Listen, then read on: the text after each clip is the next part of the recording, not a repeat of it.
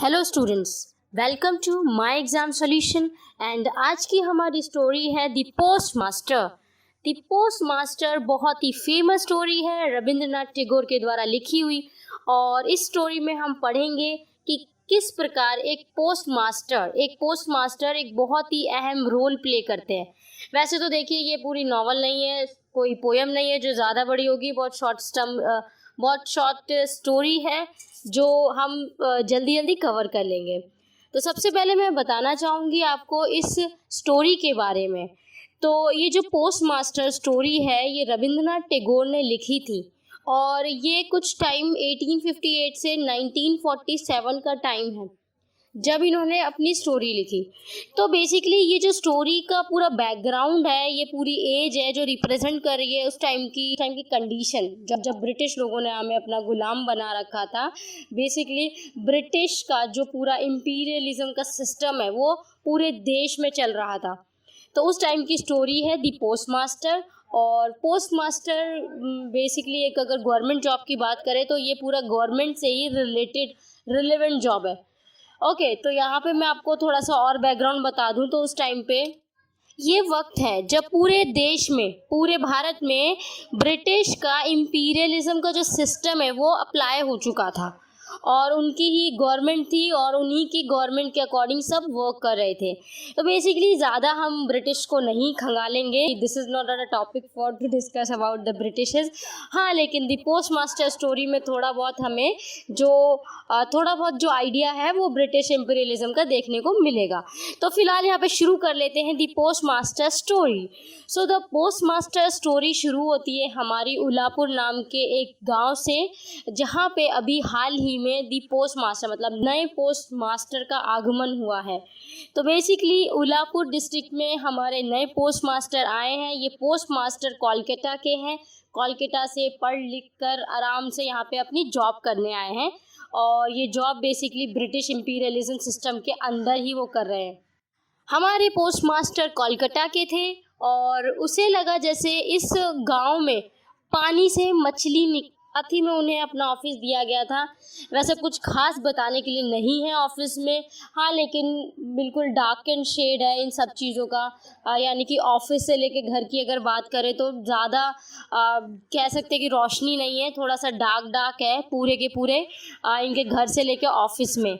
और इतना कुछ खास नहीं है इनकी जॉब में। इनको जो है अपने बेसिकली ब्रिटिश के रूल फॉलो करने हैं। कोई पोस्ट अगर आता है तो वो जाके देना है। यहाँ पे पास ही में इंडिगो की कई बड़ी फैक्ट्री थी और इस फैक्ट्री में कई सारे वर्कर्स काम करते थे और इंडिगो अंग्रेज़ों के लिए बहुत इम्पॉर्टेंट है।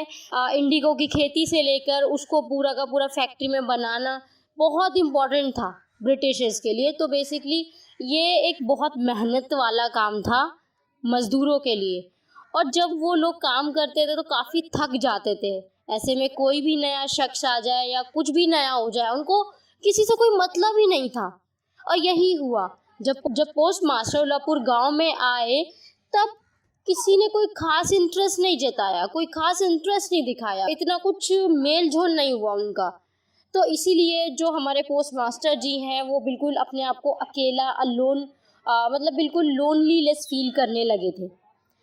बट यहाँ पर एक चीज़ और आती है, यहाँ पे जो हमारे पोस्ट मास्टर जी हैं उनको अपनी अकेलापन में कई सारी चीज़ें जैसे नेचुरल थिंग्स होती हैं उनसे काफ़ी ज़्यादा अटैचमेंट फील होने लगी। यहाँ पे वो नेचर को और कई सारी चीज़ों को डिफ्रेंशिएट करते थे। जैसे गांव और सिटी, उनको अपने कैलकाटा की याद आती थी और यहाँ पे उलापुर की मतलब ग्रीनरी, कई सारी चीज़ें, डार्कनेस, उनको काफ़ी ज़्यादा मतलब बेसिकली उसको अंडरस्टैंड कर रहे थे बेसिकली दोनों चीज़ों को। और यहाँ पे अपने आप को बहुत अकेला महसूस होने के कारण वो कई बार पोइट्रीज़ भी लिख लिया करते थे। बदलते मौसम के साथ साथ कई सारी बदलती चीज़ें भी लिख लिया करते थे। से समझौता करना उन्होंने शुरू कर दिया था, या यूँ कहें तो उन्होंने कर ही लिया था समझौता। यहाँ पे कैरेक्टर आती है रतन। रतन एक ऑर्फन गर्ल है, ज़्यादा मतलब फ्रैंक है और वो भी बिल्कुल अकेली ही है। तो ऐसे में क्या होता है कि रतन जो है वो कुछ काम करती है हमारे पोस्ट मास्टर जी का, जिसके तहत आपस में वो लोग कई बार कुछ बातें भी शेयर कर लेते हैं और ऐसे में उनकी ज़िंदगी चल ही रही होती है।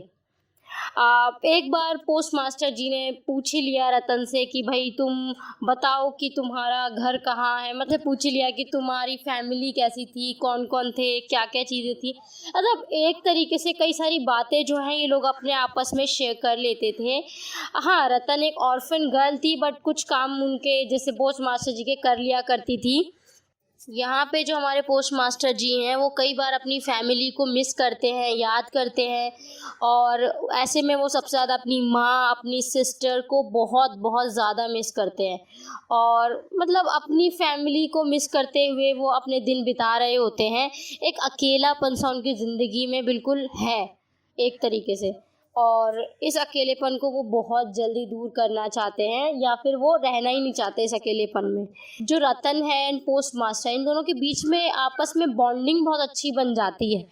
मतलब एक दूसरे के कई सारी चीज़ें समझते हैं, कई सारी चीज़ें बताते हैं, फिर भी लेकिन जो रतन है वो पोस्ट मास्टर जी जैसे अपने रूम में है, तो रतन कभी भी हिम्मत नहीं करती अचानक से उनके कमरे में आने की। हाँ, हमेशा बाहर रहती है, सकते गेट के बाहर ही रहती है, चाहे जब तक पोस्ट मास्टर जी नहीं बुला लेते।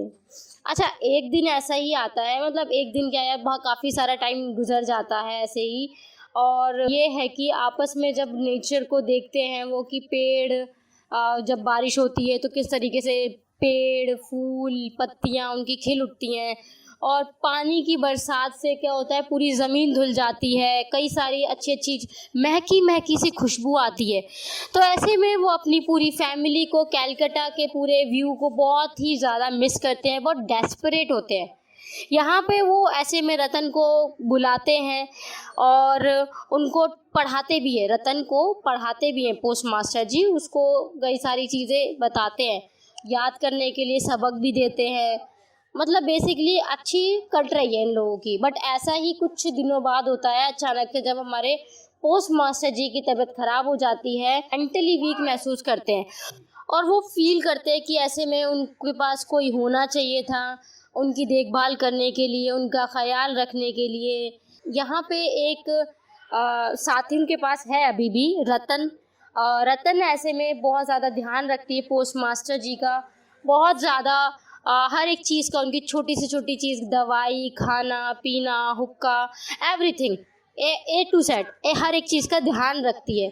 और जल्दी ही हमारे जो पोस्ट मास्टर जी हैं वो ठीक हो जाते हैं, और जैसे ही वो ठीक होते हैं कुछ दिनों बाद उनको महसूस होने लगता है कि भाई मुझे ट्रांसफ़र ऑर्डर्स दे देने चाहिए। बट ये बात अभी बताते नहीं हैं वो रतन को। बट ये जो ट्रांसफ़र के ऑर्डर्स हैं ये उनके डिनाई हो जाते हैं, मतलब रद्द हो जाते हैं, नहीं जाना भाई, तुम्हें यहीं रहना है। तो यहाँ पे ऐसे में उनके पास जब उनको लगता है कि भाई मुझे अपनी फैमिली के पास जाना है, तो जाना है कैलकाटा, तो वो क्या करते हैं, उनके पास आखिरी रास्ता होता है कि वो अपनी जॉब छोड़ दें, और वो ऐसा ही करते हैं, अपनी जॉब छोड़ देते हैं। बट यहाँ पे वो फैमिली लाइफ को देख रहे हैं और वो जाना चाहते हैं, दैट्स इट। इस जगह नहीं रहना चाहते और अकेले में अपनी ज़िंदगी नहीं बिताना चाहते। रतन यहाँ पर जब वो बताते हैं रतन को, यहाँ पे रतन जो है पूछ लेती है पोस्ट मास्टर जी से कि क्या आप मुझे अपने साथ ले जाओगे कैलकाटा, और ऐसे में पोस्ट मास्टर जी उसे हंसी में टाल देते हैं और चले जाते हैं। उनके सवाल इतने, मतलब बेसिकली वो नहीं ले जाना चाहते या वो नहीं ले जा सकते, और यहाँ पे लेकिन वो प्रॉमिस करते हैं रतन को कि मैं तुम्हें आश्वासन देता हूँ कि जो नेक्स्ट पोस्ट मास्टर आएंगे वो तुम्हारा इसी तरीके से देखभाल करेंगे, इसी तरीके से आपकी टेक केयर करेंगे। बट यहाँ पे रतन जो है वो बहुत ज़्यादा डेस्परेट हो जाती है, या मतलब बहुत उदास हो जाती है। उसने ये बेसिकली ये एक्सपेक्ट नहीं किया था, और पहली बार वो कहती है कुछ अपनी मर्ज़ी से द पोस्ट मास्टर जी को, और वो कहती है कि आपको मेरा ध्यान और मेरी फ़िक्र करने की ज़रूरत नहीं है, मैं अपना ध्यान रख लूँगी। मतलब कुछ इसी तरीके से शब्दों में वो कहती है, जिसकी पोस्ट मास्टर को बिल्कुल भी एक्सपेक्टेशंस नहीं थी। बट फिर भी वो जाने से पहले अपनी वो कुछ पैसे निकालते हैं जेब से, जो कि उनकी पूरे मंथ की सैलरी होती है वो निकाल के दे देते हैं उसे, रतन को, और कहते हैं कि इनसे शायद तुम्हारी कुछ हेल्प हो पाए। बट रतन जो है वो उन पैसों को नहीं लेती और वो कह देती है कि नहीं, मुझे नहीं चाहिए ये सारे पैसे, आप ले जाइए, आपको ज़्यादा ज़रूरत है। तो बेसिकली यहाँ तक जो है पोस्ट मास्टर जी चले जाते हैं और रतन जो है वो वहीं रह जाती है हमेशा के लिए। तो यहाँ तक के लिए स्टोरी फिनिश होती है। द शॉर्ट स्टोरी फिलॉसफी होती है एट द एंड कि life is a full of separation and endings. Life is a full of separation and endings. कुछ पाने के लिए किन्हीं लोगों से अलग होना पड़ता है और यहीं पे जो बेसिकली वो बॉन्डिंग होती है उसका एंड हो जाता है। बट यहाँ पे रतन की बात करें तो रतन की लाइफ में कोई फिलॉसफी नहीं थी। रतन के पास सिर्फ होप थी जो उसकी एट द एंड तक बरकरार रही। तो this is the basically end of the post master.